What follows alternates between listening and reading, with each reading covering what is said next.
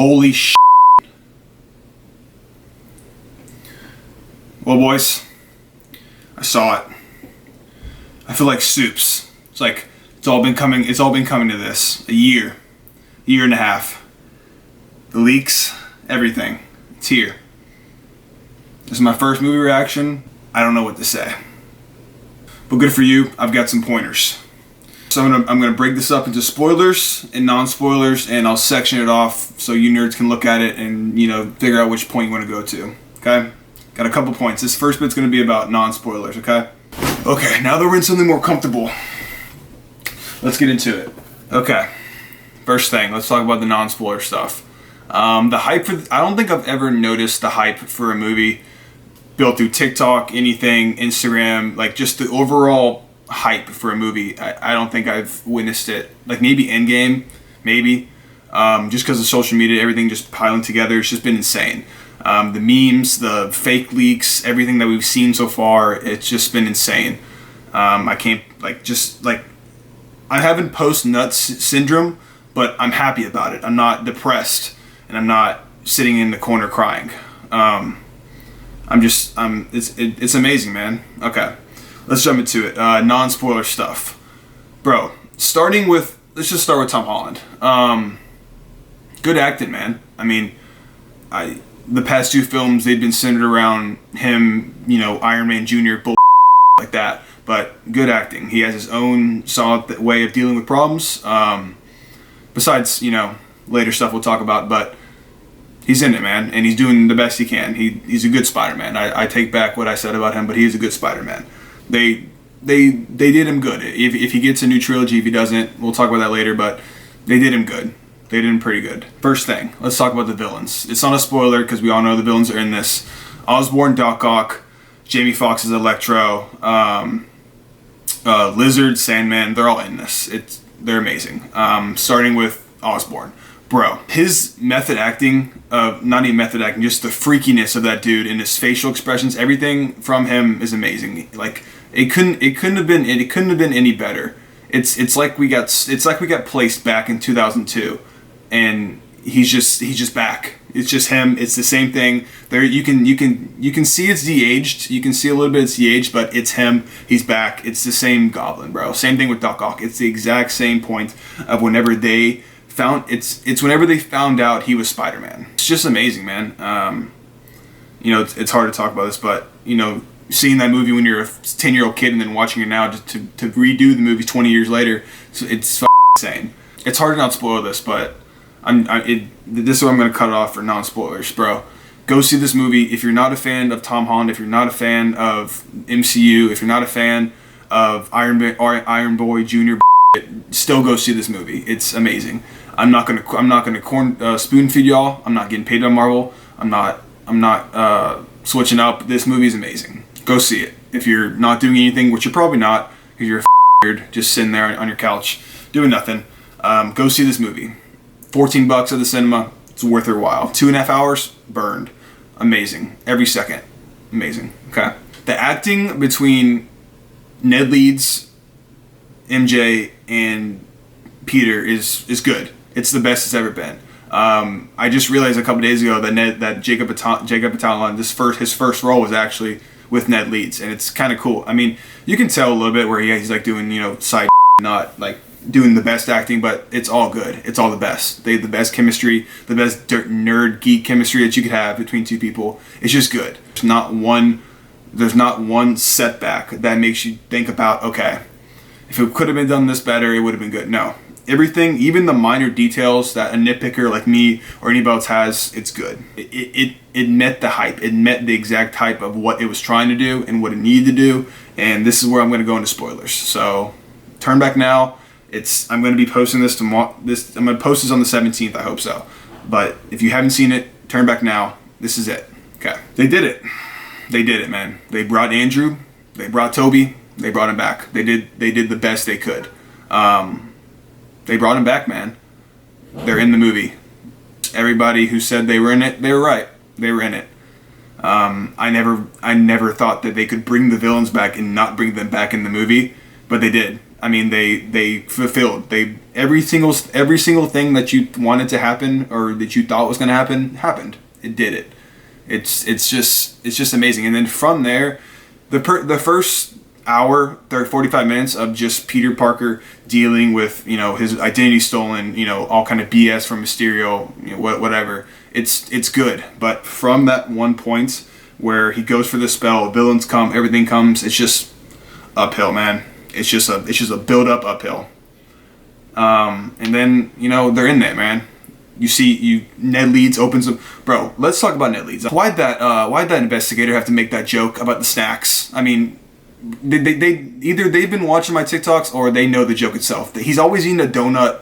They offer him a snack. I mean, like, come on, man. Really? I guess it's cool that he's a sorcerer now. He can use the little spell. He actually brought Garfield and Toby in it. The chemistry between all three of them is just as good as you imagine it to be. The jokes, everything, ripping off one another. It's the highlight of the movie. Whenever you're in that and you're watching it and you're thinking back of, I mean, for me and my girlfriend, we just rewatched every single Spider-Man movie. You just saw these people from 10 years, 15 years ago playing these roles, and then they're just back in it, and it's probably the best thing that could happen for long-term fans, besides, like, you know, bringing every Batman back. It's that level of hype and that level of, you know, doing it that it just had to be done. Other spoilers, Daredevil's in this. I mean, you know, there's so much to talk about this movie because they just nailed every single thing right. Every single thing you wanted to bring back, they brought it back. Daredevil's in this. That's confirming that Daredevil's in this universe. He catches a little brick and Toby's like, Tom Holland's like, how'd you do that? Like, he's Daredevil. He's blind, but he's like Helen Keller, but with good senses, I guess. You have the scenes where Toby and Andrew are going back at it about jokes and everything. Bro, the humor between Toby, Andrew, and Tom is probably the best MCU has ever done. And that's just not me. That's not me being a Spider-Man fan or a Spider-Man, you know, lover. It's the best it's ever been. Maybe because I love those characters in the past, but Andrew calls Toby a youth pastor. Like, I mean, that like, who wrote that and, like, who did that? Back on Andrew, I mean, he finally gets that redemption. He let Gwen Stacy's ass bust against the floor and, you know, break her back. I'll be back to that in a second. He lets her break her back, and it's just like, okay. And then in this movie, Tom Holland's going to get Zendaya. Green Goblin's doing his bullshit again, and then he doesn't get her, and then Andrew swoops down and gets her, man. And you get that pause of, okay, this happened. We're acknowledging that this happened, and he catches them. That's another good thing I want to mention. Aunt May's death. It's not some quick thing. It's drawn out. The sound is cut. You just feel the emotion of Tom Holland, Aunt May. You just feel that. Same thing with the catch of Gwen. You just feel that raw emotion of, like, the sound is cut. There's nothing going on. You just sit in that moment and watch it happen.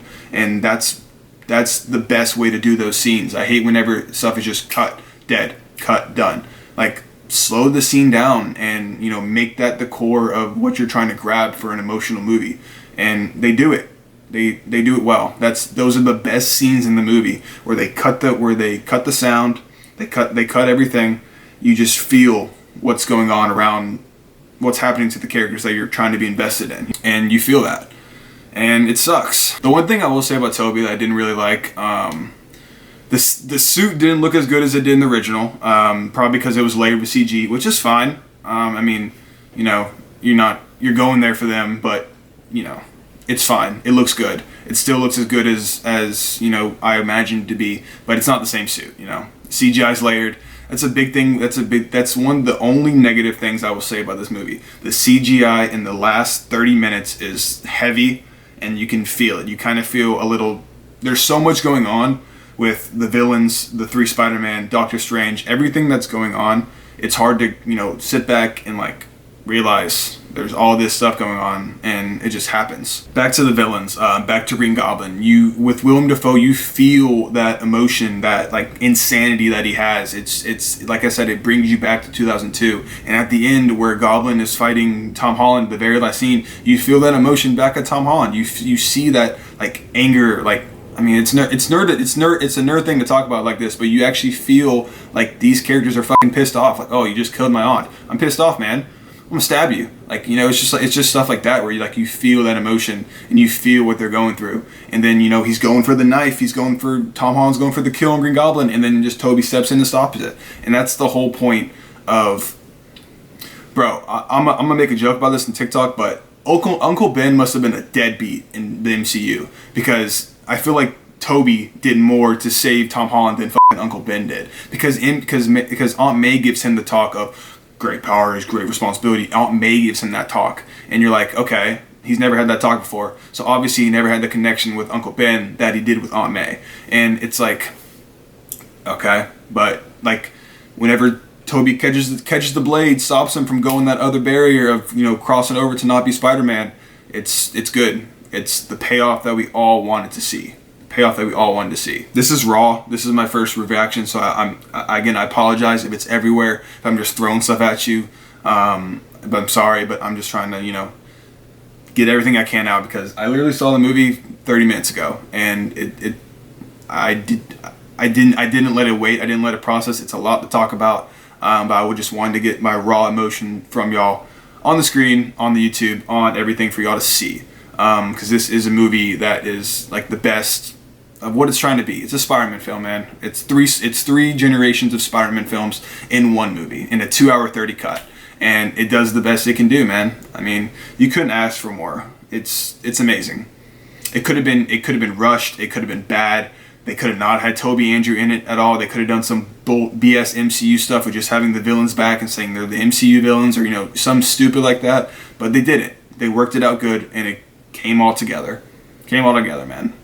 Last three final pieces. Tom Holland's suit looks amazing. Tom Holland's future in the MCU or wherever he's planning to be Spider-Man, it's amazing. Yes, everybody doesn't know he's Spider-Man, but it's gearing up for, if they're doing another trilogy, or they're doing another stuff, it's gearing up for that. And, you know, college, Gwen Stacy, Harry Osborn, those characters can start coming in. If they do that, if they don't, it's still a good fitting to end Tom Holland, because now he's gone through everything. He's lost Iron Man, he's lost Aunt May, he's himself by himself, and, you know, this whole time he's had everybody around him. Avengers, Doctor Strange, Iron Man, he's had Happy Hogan, he's had every single character around him. And it's a funny joke, but in the movie they're like, you don't have the Avengers, and like they don't have the Avengers in there because they're just Spider-Man, they're just by themselves doing it every single time. And, you know, Tom Holland's had everybody to help him. But this time, he's not, man. He's just Tom Holland. He's just Peter Parker, Spider-Man. Nobody knows. Nobody knows who he is. Nobody's helping him. He's getting rent. He's in a dirty apartment. He's trying to go to college. And that's it, man. That's how they end it. And it's amazing. The post-cred scene, they set it up with Venom. Venom's in it at the end. Tom Hardy's grugging about, doing his you know, kind of stuff like that. He's in it. And then he gets washed away, just like all the villains do whenever they reset it, and you see a little bit of black goo, and it's gone. Future, they had to leave something up for the future, man, but yeah. I think that's it, man. Hopefully y'all like this review. It's the first honest review I've done of the movie. I feel like it's fitting, since this is the movie that the past 3 months I've built this channel on, this TikTok on, and there's only up from here. Batman, you know, other movies coming, it's only up from here, man.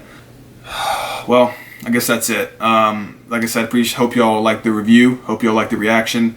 Go check out this movie, man. I'm not paid to say this by Marvel, I'm not paid to say, I mean, you know, whatever. But go see this movie. It's what everybody wants you, it's what everybody wanted it to be and more. And it's amazing.